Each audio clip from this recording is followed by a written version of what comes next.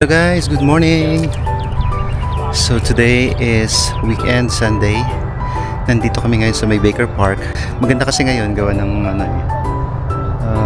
season ng crab apple. So ito yung nasa background ko. Ito yung crab apple tree. So ito siya. Para din siyang cherry blossom yung kanyang flowers. So maganda siya tingnan. Ayan. So ito siya.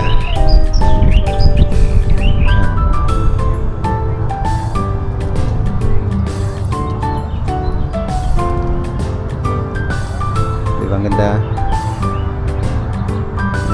Yan. So siguro in a week or two ano na rin to, wala na rin to mga flowers na to, kaya sinamantala na namin yung ganda ng panahon. At the same time full bloom na kasi siya. Actually last week pa dapat kami nandito pero nag-uulan kasi kaya hindi kami natuloy.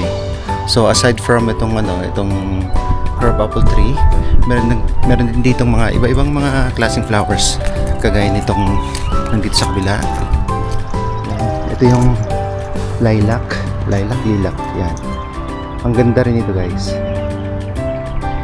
So after ng crab apple blossom, sila na naman yung bloom. Yan. So maganda yung place. Kung meron kayong chance na pumunta rito, mag-visit, mag-Victorial, maganda siya. Maraming mga nag-held ng dito, ng photograph session, pati yung mga wedding pictorials, mga ganun. Any pictorials like mga birthdays,